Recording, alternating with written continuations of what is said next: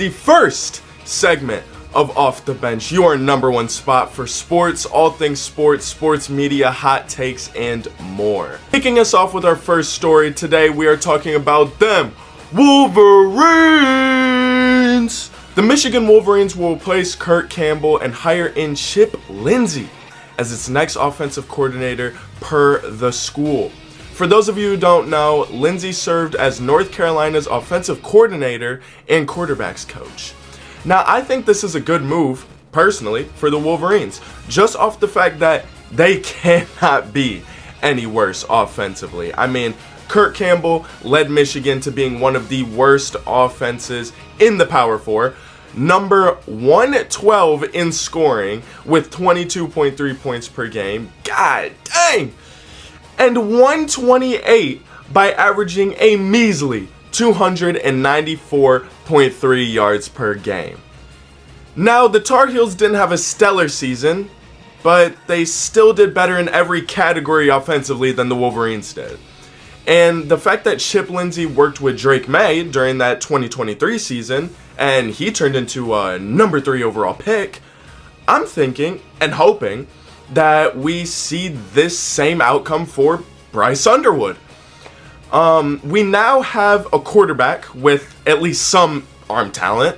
Sorry, Alex Orji, but it's true. The man couldn't throw to save his life. But now with Bryce Underwood's arm talent, which is phenomenal, by the way, and if we can adapt to a more pass-balanced, focused offense, I think the Wolverines will see much success, much like they did with that national championship team. The Wolverines look like they will come off the bench this season and will improve as a team with their new offensive coordinator, but I think that they will come off the bench this season. Speaking of changes, some changes might happen with the 49ers linebacker room, because what happened with Devondre Campbell? Let me set up the scenario of what happened, folks. Rams versus 49ers, it's the third quarter, and Dre Greenlaw has to go out because of an Achilles injury. To which Kyle Shanahan is scrambling. He's scrambling. Oh, what do I do? What do I do? Boom! I got it. We have a guy in a 1-year, $5 million contract. You know what I mean? He's been playing in 90% of our defensive snaps. But you know, we had to throw in Greenlaw because he's a dog. You know what I'm saying? He was playing for us. He got injured, but he's a dog. So you know we had to play Greenlaw. So it's no hard feelings. So let's throw in Devondre. Devondre looks at Shanahan and says, Nah, coach. Nah, coach. I ain't with it, coach. I ain't with it, coach. Not today, coach. You know, my heart's really not in the game right now. You know what I mean? My legs been hurting me. You know what I mean? Not today, coach. And just walks off the damn field. He just walks off the damn field. Ladies and gentlemen, we're cooked. We're cooked. Towel over the head, head down, on some Antonio Brown wave off the crowd retirement stuff. That is crazy right there, folks. That's crazy. And y'all, I haven't seen Shanahan look more pissed in my lifetime. I have not seen the man look that pissed like he was in that press conference. He was gritting the teeth. He was, he looked like he wanted to explode right there in the presser. Like, it was crazy. And how could you blame him? I mean, you guys are in a win or go home type playoff spot battle, and you call in a professional football player, and he don't want to play the damn game. He don't want to play the damn game.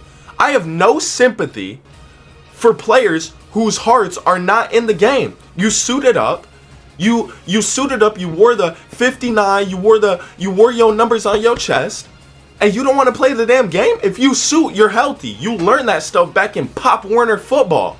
That if you suit up for a game, you're healthy enough to play. And if you're not, then you should tell the coach before the game, I'm not healthy. The coach would have to respect it. I mean, that is how it works, guys. That's how it works. And to pull a selfish move like that, because what kind of signal does that send to your teammates? What kind of signal does that send to the coaches and the organization that took a chance on you? What type of signal does that send? And the fans. I mean, think about the fans, man. Think about the fans, man. Look, Devondre Campbell, this man will not be coming off the bench. You better sit that ass back on that bench, boy. Folks, it's looking like this man's career is over, and to be honest, I hope it is. Speaking of retiring or just retired folks in general, let's talk about Mark Gastineau. What's been up with that man? Buddy pulls up on Brett Favre in spectacular fashion. Film crew in front of the fans at what I assume to be a memorabilia event or signing event or something like that. And he's going in on him. I mean, he's going like, you fell on purpose. I want my sack back. Oh my God, it goes on, it goes on. Let's just roll that clip. Matt, now you I tell thought we him. met a long time ago. At least I saw you. Right. How you doing? When you fell down for him. I'm gonna get my sack back. I'm gonna get my sack back, dude. You probably would hurt me. Well, I don't care. You hurt me. You hurt me. You hear me? Yeah, I hear you. You really hurt me. You hurt me, Brett. We got to get back to this, Brett. I'm sorry. So why is he mad? So why is Mark mad? Well, Mark Gastineau, a long time ago, was the all-time sack leader. But he was kind of a sack merchant. I'm not gonna lie, he was kind of a sack merchant who didn't really care about anything or anyone besides himself and getting them sacks. I mean, don't take my word for it. Take the plethora of teammates calling Mark selfish and the worst teammate. Mark's record got broke by Michael Strahan in 2001 when he controversially sacked Brett Favre. Many people debate this topic because Favre he kind of laid down. I'm not gonna lie, Favre he kind of laid down and let Strahan get the sack. If you want to see that clip, roll that clip. One season. Strahan gets the sack. And you know what? No one's happier than Brett Favre. He gets the record. Well, he got to give me is what he got. There was nobody else that wanted Michael to get that more than... Favre told the media before that he would help Strahan get the sack if he needed it. Since this record was Mark's pride and joy, though, and overall ticket to the Hall of Fame, with it being broken, you can kind of see why he feels a way about this. You can kind of see how, because it weakened his argument for the Hall of Fame, because you're now number 2, and nobody gives awards to number 2s.